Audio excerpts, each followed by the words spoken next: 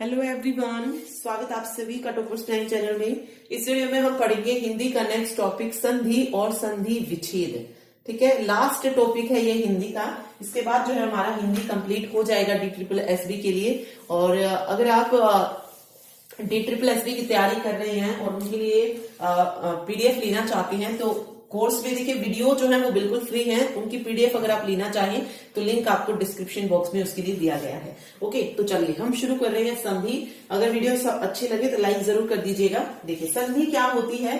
संधि का अगर हम अर्थ देखें तो संधि का जो मेन अर्थ होता है वो क्या होता है, योग अथवा मेल।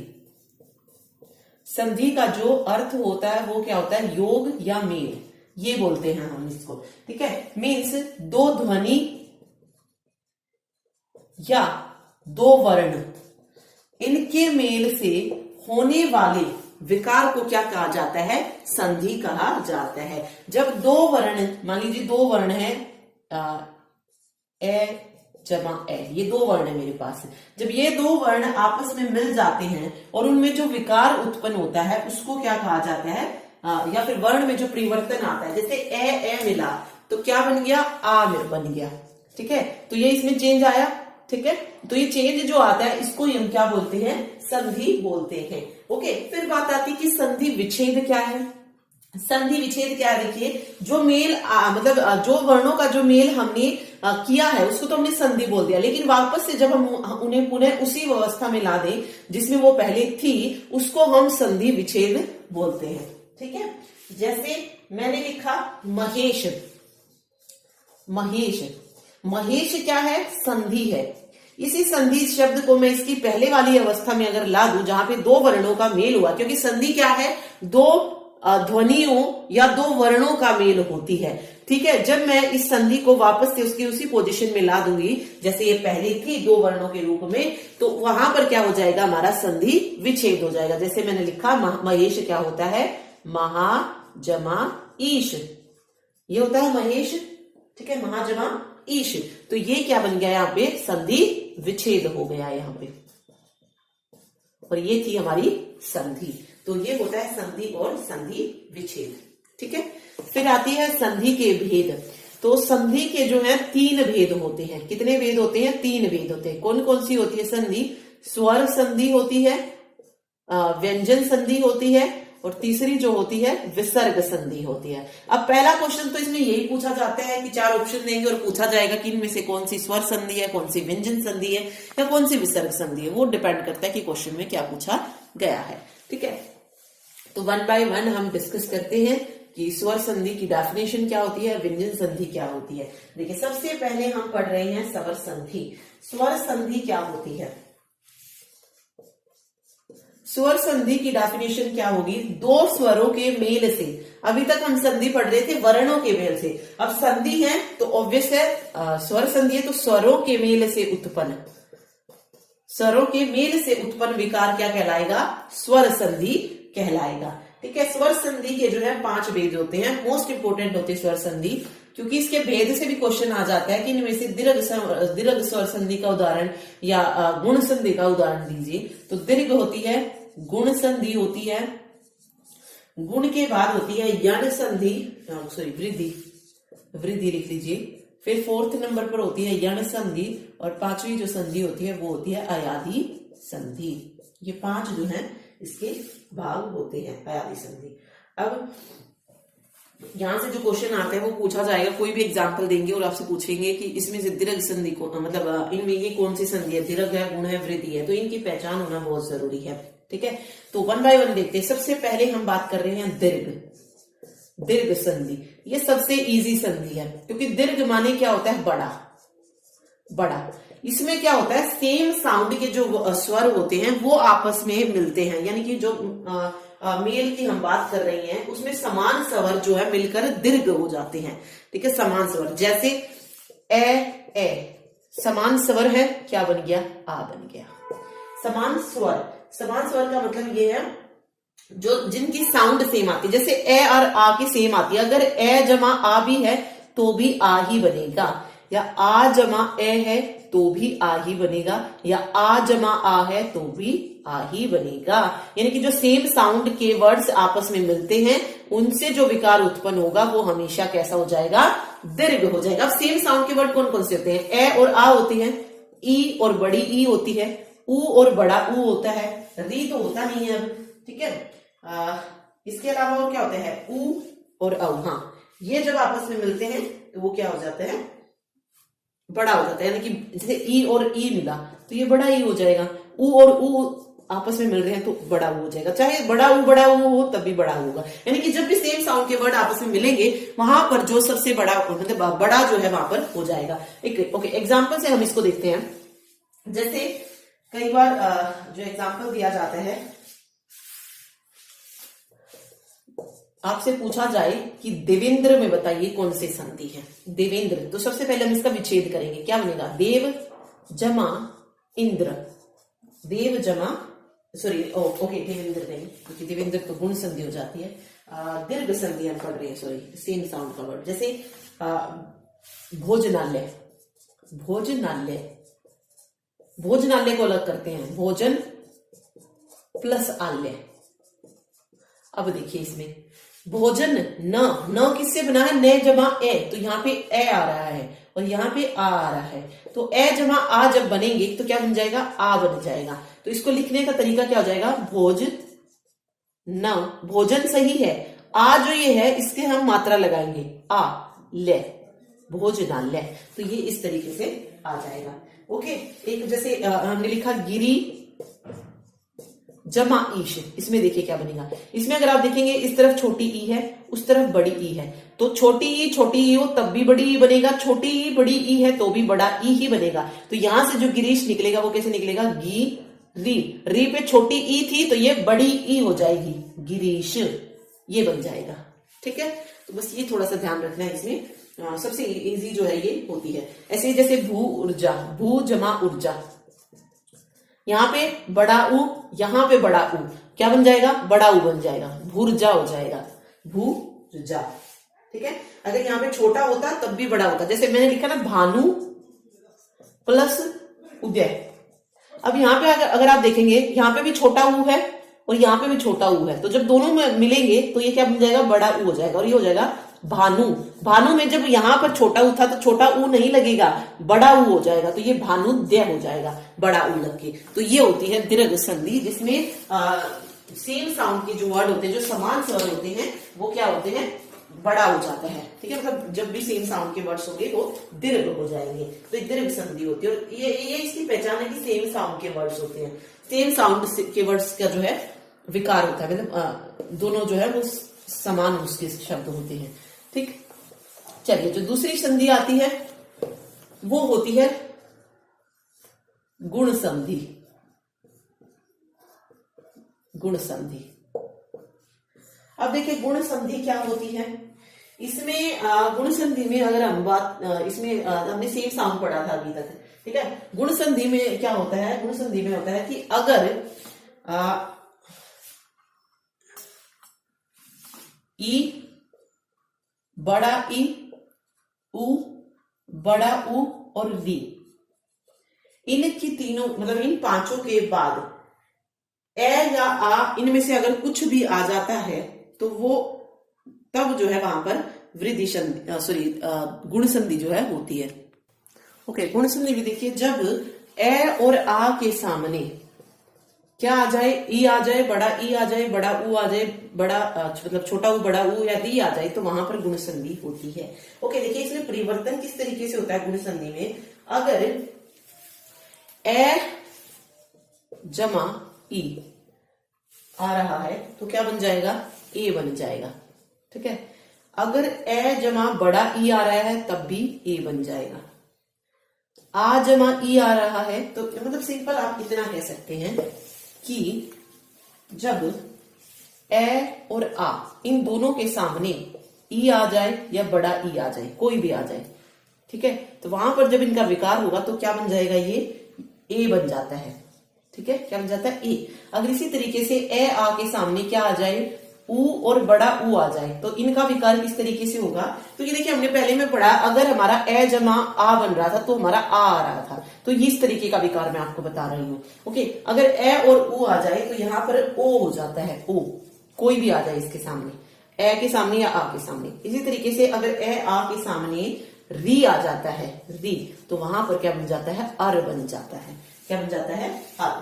ठीक है, अब देख लेते हैं, एग्जाम्पल से देखते हैं। जैसे मैंने लिखा देवेंद्र, देवेंद्र, देवेंद्र को अलग किस तरीके से लिखेंगे, देव जमा इंद्र, इस तरीके से होता है। यहाँ पे क्या है, ए जमा ई, तो यहां से तो आप इसकी पहचान बता सकते हो कि ये गुण संधि है, क्योंकि ए आ के सामने जब भी ई ऊ औ और री आएगा तब हमारे पास गुण संधि होगी। ठीक है, अब अगर ये इस तरीके से दिया हुआ तो हम इसको करते किस तरीके से सोल्व। मैंने बताया ए और ई मिलकर क्या हो जाएंगे, ए हो जाएगा। ठीक है, ए यानी कि ए की मात्रा, ए मीन्स ए की मात्रा। ठीक है, तो ये देवेंद्र, ठीक है, क्या बन गया, देवेंद्र बन गया यहाँ पे।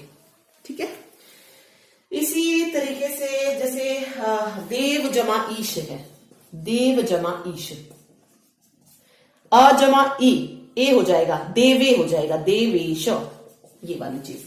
ठीक है, तो बस इसमें आपको मेन, अब देखिए संधि हम जोड़ के लिख लेते हैं कि देव जमा इंद्र है तो देवेंद्र हो गया, बट प्रॉब्लम आती है कहां पर, जब आपसे पूछा जाए कि देवेंद्र में कौन सी संधि है या देव जमा इंद्र में कौन सी संधि है, तो ये पहचान आपको पता होनी चाहिए कि जब भी ए आ के सामने ई औ ऊ औ या री आएगा वहां पर गुण संधि जो है होगी। ठीक है, चलिए तीसरा संधि हम पढ़ते हैं, वृद्धि संधि।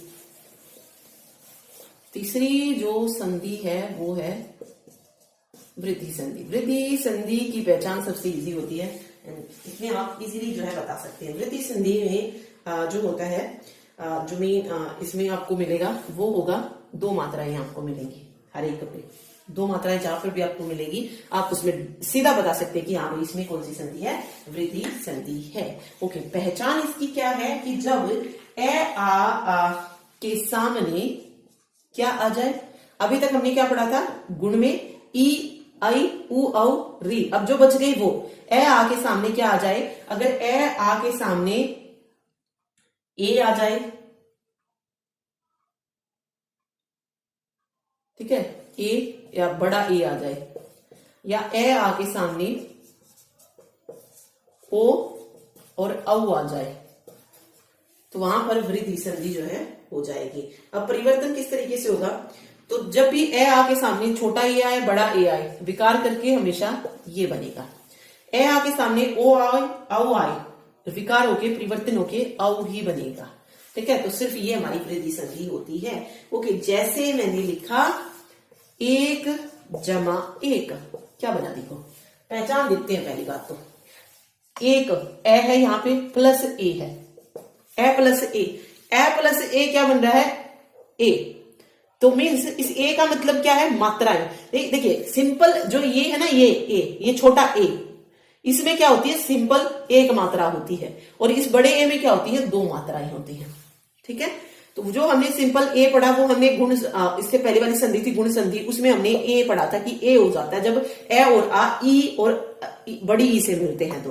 ठीक है, यहाँ पे ए और ए है तो यहाँ पे यही बनेगा दो मात्रा वाला, तो ये क्या हो जाएगा, ए कईक, क्या पे क्या चली जाएंगी, दो मात्राएं चली जाएंगी, ये बन जाएगा इस तरीके से। ठीक है, सेम एक और अगर आप लेना चाहें तो जैसे लिखा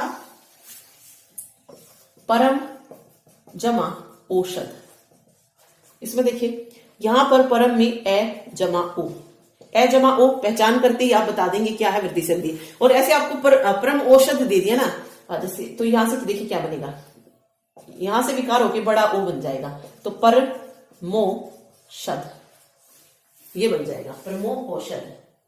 ठीक है, तो जैसे आप दो मात्राएं देखेंगे क्या आ जाएगी, वृद्धि संधि हो जाएगी। ठीक, तो ये इसकी पहचान होती है। अब आती है कौन सी संधि, यण संधि।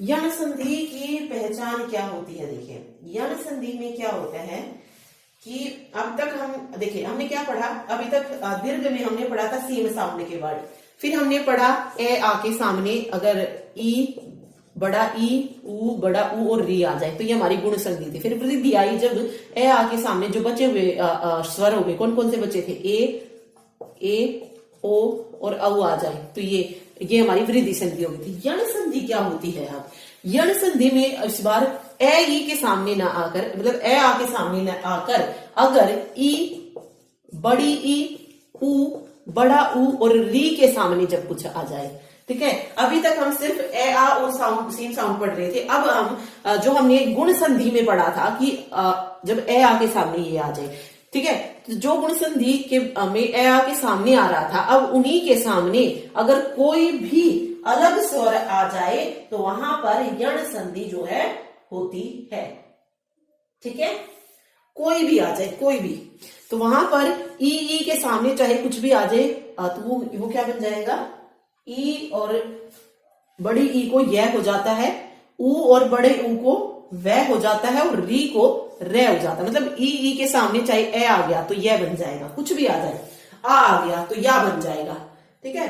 ई ऊ है, जैसे ई जमा ऊ है तो सिर्फ ये मात्रा लग जाएगी यू, ये, ठीक है। सिर्फ यह जमा ए है तो यह का यह रह जाएगा, यह जमा आ आया मतलब ई जमा आ आया तो वो या बन जाएगा, इस तरीके से, ठीक है। उसी में मतलब मात्रा ऐड होती चली जाएंगी, रहेगा वही यह, तो यह था तो या हो गया, यू हो गया, इस तरीके से वो बन जाएगा, तो वो यण संधि होती है। जैसे एग्जाम्पल से देखते हैं अभी, जैसे मैंने लिखा यदि जमा अपी, यदि जमा अपी।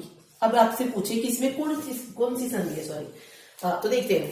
पहचान करने का तरीका पहले निकाल लेते हैं यहां से। यहां पे अगर आप देखेंगे तो क्या है, छोटी ई है, सॉरी छोटी ई है और यहां पे ए है। अब मैंने आपको बताया ई जो है इस साइड पहली बार आया है।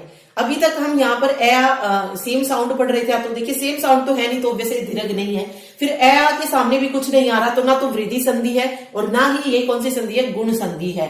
अब ये बच्चे क्या, यण संधि, क्योंकि ये ई के सामने जब भी कुछ आएगा तो ई के सामने जब भी कुछ आएगा क्या बनेगा, ई के सामने अब ए आया तो ये बन जाएगा, क्या बन जाएगा, यह बन जाएगा। इसको लिखेंगे कैसे, यद्यपि, ये इस तरीके से लिखा जाएगा, यद्यपि, ठीक है।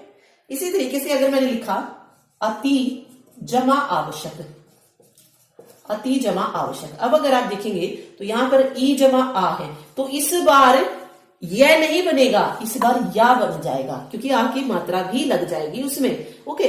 तो इस ई को हटाएंगे हम, अत मैंने लिखा, ठीक है, अत मैंने लिखा है, उसके बाद ई और आ मिलकर क्या हो गया, या, अत्यावश्यक, ये क्या बन जाएगा, अत्यावश्यक जो है यहां से बन जाएगा, ठीक है। और ये छोटा तय हो जाएगा, इसमें ये याद रखिए। अगर मैंने इसी तरीके से ई प्लस ऊ लिया यहाँ पे तो यू हो जाएगा ये, ठीक है। बड़ा है, बड़ा ऊ है तो बड़ा ऊ, अगर ई प्लस ऊ छोटा है तो छोटा यू हो जाएगा। जैसे अति जमा उत्तम, देखिए क्वेश्चन जैसे मैंने लिखा अति जमा उत्तम, अब यहाँ पे छोटा ऊ है तो अत्युत्तम में यू के नीचे छोटी मात्रा लग जाएगी और आधा तय हो जाएगा, अत्युत्तम, अत्युत्तम, ये पूरा रहेगा तय, पीछे वाला इस तरीके से और याद अत्युत्तम, ठीक है, इस तरीके से ये हो जाएगा। तो सिर्फ आपको पहचान इसमें याद रखिए। इसके और जो एग्जाम्पल हो सकते हैं, क्या हो सकता है, अनवती, एक अनवती और एग्जाम्पल लेते देखिए, अनवती, ये इसका संधि विच्छेद अगर आपसे पूछा जाए,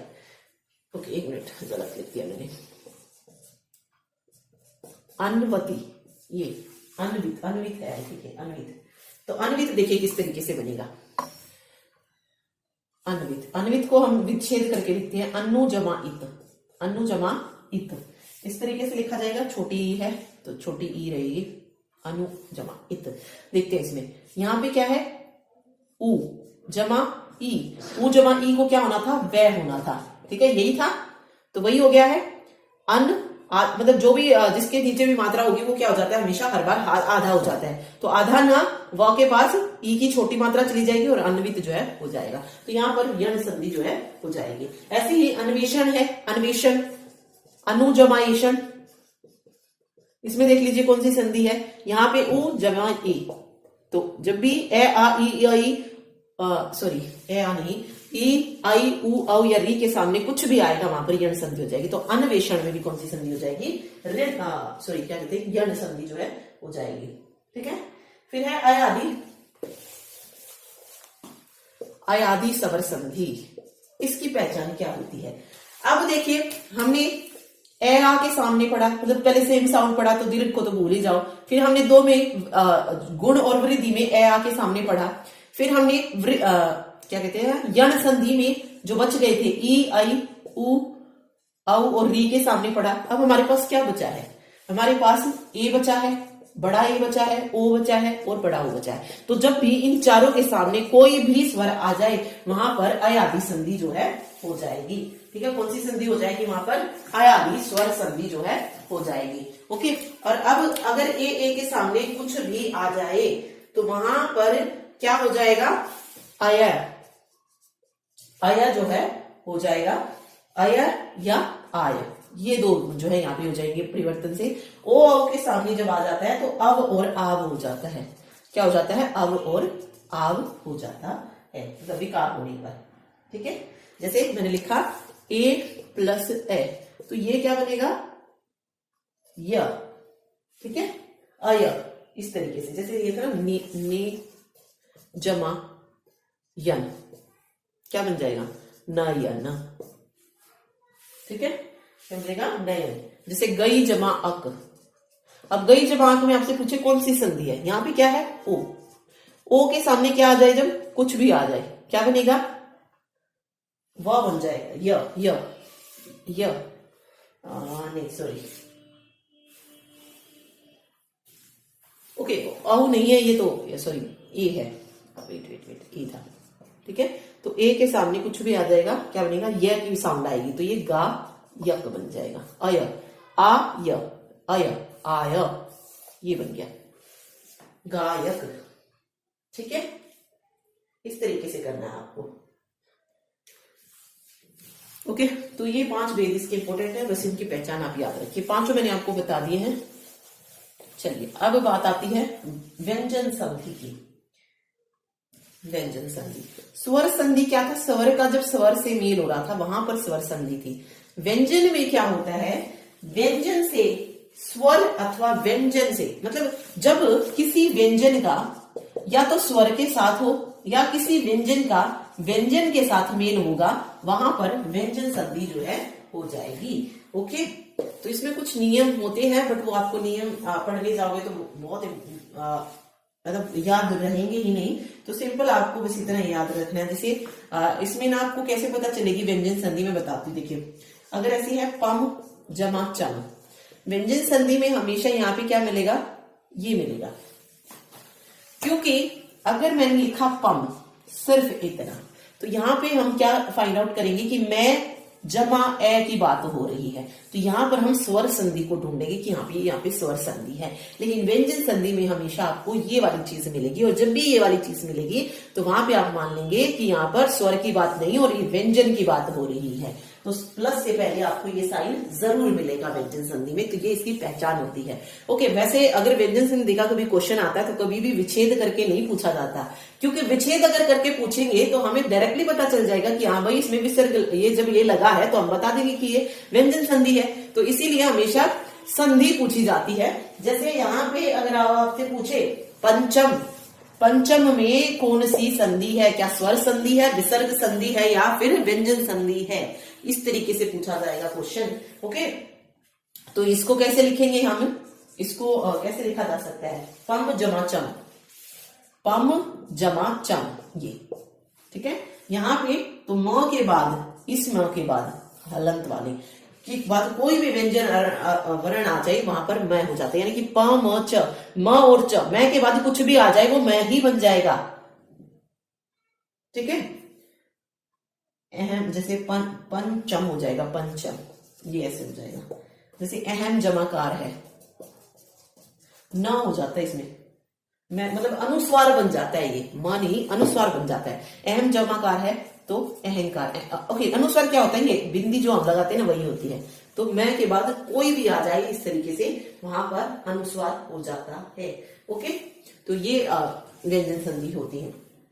बस डेफिनेशन इसमें याद रखिए, बाकी आपको जो कोई भी बुक हो आपके पास उसमें से आप जो है इनको पढ़ सकते हैं। ठीक है, रूल्स पे जाने की जरूरत नहीं है क्योंकि रूल्स ऑब्वियस नहीं कर पाएंगे। ठीक है, चलिए तीसरी जो संधि होती है वो होती है विसर्ग संधि। ठीक है, विसर्ग संधि।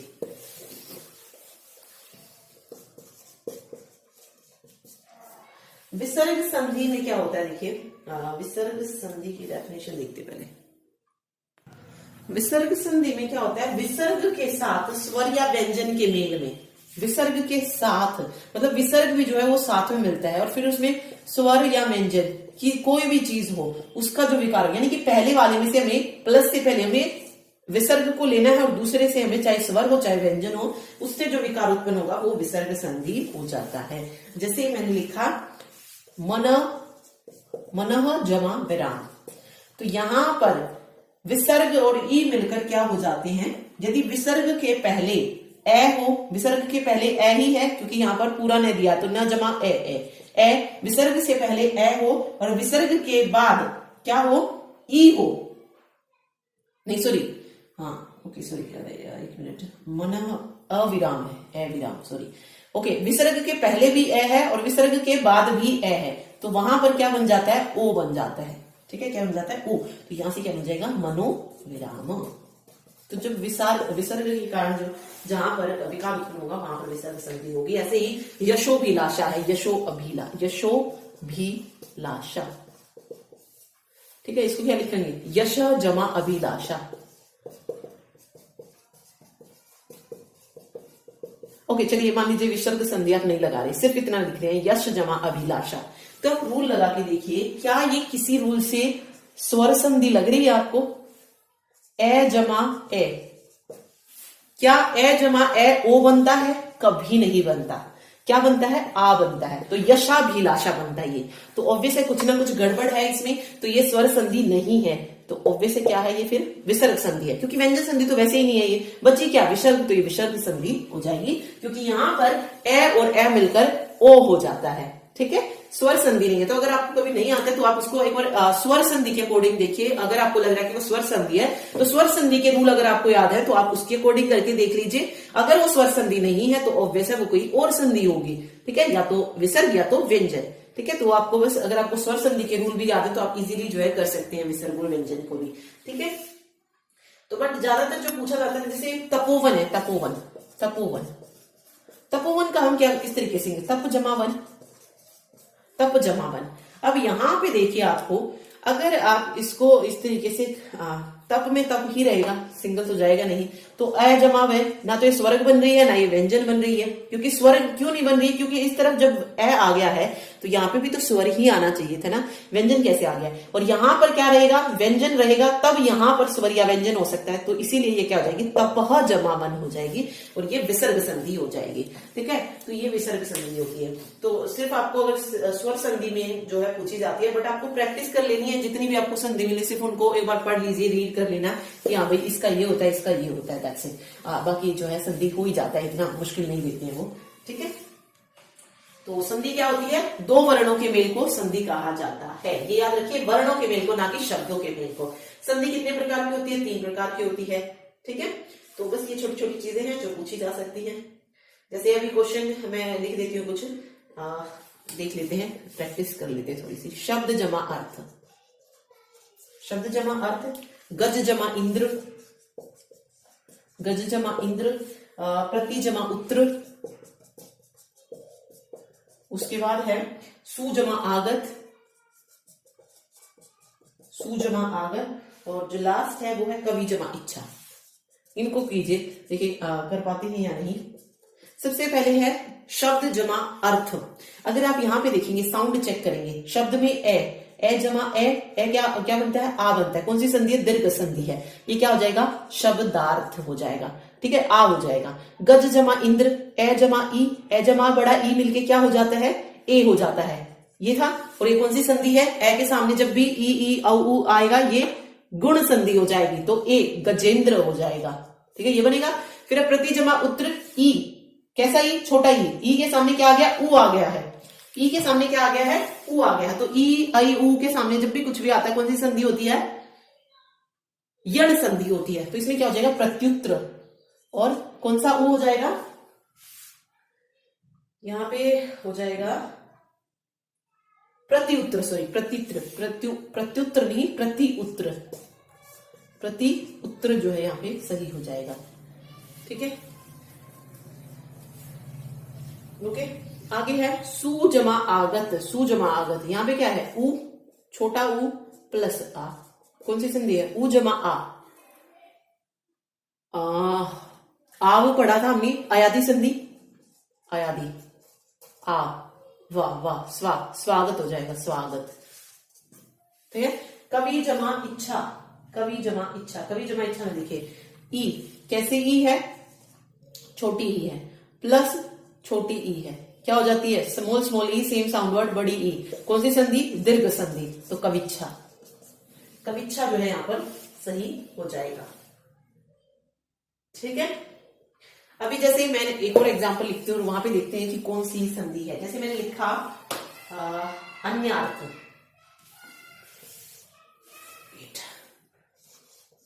अन्यार्थ, अन्यार्थ में देखिए कौन सी संधि है, स्वर संधि, गुण संधि है, यम संधि, दीर्घ है या आदि है। तो इसमें देखिए कौन सी संधि जो है हो जाएगी अन्यार्थ में, अन्य जमा अर्थ, ये बनेगा, ए जमा ए क्या बन जाता है, आ। कौन सी संधि, दीर्घ संधि है। ठीक है, उसके बाद प्रोपकार, प्रोपकार, प्रोपकार किस तरीके से बनेगा, पर जमा उपकार बनेगा, ए जमा उ, कौन सी संधि है, गुण संधि है। कौन सी संधि है, गुण संधि है प्रोपकार में। ठीक है, ओके, तो इसी तरीके से आपको याद रखना है। तो ये था लास्ट लेक्चर हिंदी का। Thank you so much.